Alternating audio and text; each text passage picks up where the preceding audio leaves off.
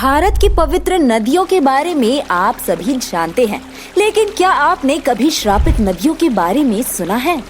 आज हम आपको उन श्रापित नदियों के बारे में बताने जा रही हैं जिनका पानी छूने भर से आपके आज तक के अर्जित किए सभी पुण्य नष्ट हो जाएंगे।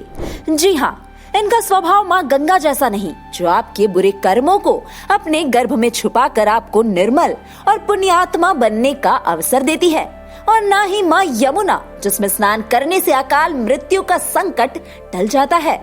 ये है भारत की वो शापित नदियाँ जिनके जल से पुण्य आत्माओं को दूर रहने की सलाह दी जाती है। जानने के लिए चलिए शुरू करते हैं आज का वीडियो। भारत की सभ्यता, संस्कृति और धर्म की परिकल्पना आप बिना नदी और उनके पवित्र घाटों के नहीं कर सकते। प्राचीन हो या मध्यकाल इतिहास, बिना नदियों के जिक्र के आगे बढ़ना ये मुमकिन बिल्कुल नहीं। इसलिए कहा जाता है कि प्राचीन काल से लेकर मध्यकाल तक कई गांव, कई शहर नदियों के किनारे ही बसे हुए होते थे। गंगा, सरस्वती, नर्मदा, कावेरी, ब्रह्मपुत्र और सतलुज जैसी नदियां भारत की सबसे प्राचीन और पवित्र नदियों में शामिल है।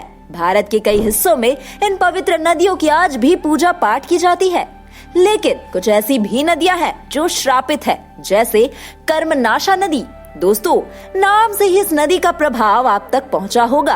कर्मनाशा नदी के बारे में बहुत कम लोग ही जानते होंगे। मित्रों, बिहार और उत्तर प्रदेश राज्य में बहने वाली ये एक प्रमुख नदी है। इस नदी को आप एक तरह से दो राज्यों की विभाजक रेखा भी मान सकते हैं। यहाँ रहने वाले लोगों का मानना है कि जो इस नदी के पानी को छू लेता है, उसके बने बनाए कामों को बिगड़ने में चंद मिनटों से भी कम समय लगता है। और इसके पीछे कई लोगों का मानना है कि ये नदी श्रापित है। चंबल नदी विंध्य पर्वत श्रृंखला में महू, मध्य प्रदेश के पास जनापाव की पहाड़ी से निकलती है और महू शहर इंदौर विंध्य रेंज में से होकर गुजरती है। कहा जाता है कि ये नदी हजारों जानवरों के खून से उत्पन्न हुई थी।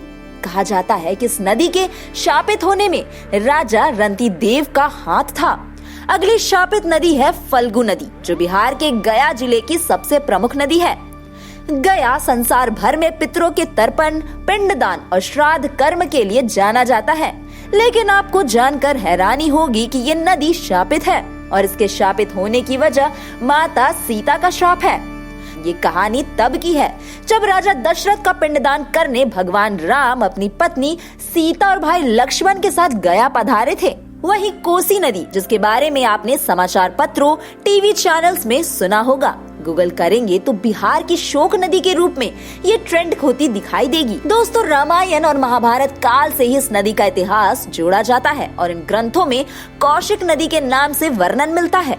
इसलिए ये हर साल अपने क्रोध से हजारों को प्रभावित करती है और लोग आस्था में नहीं बल्कि इनके रौद्र रूप से डर कर इनकी पूजा करते हैं। हालांकि इस नदी के श्रापित होने की कोई कहानी नहीं है, लेकिन ये लाखों लोगों के लिए आज भी शोक नदी है। तो दोस्तों, क्या आपने कभी देखा है इन शापित नदियों को, और क्या आपके पास भी इन नदियों से जुड़ी कोई कहानी है? तो हमें कमेंट जरूर करें।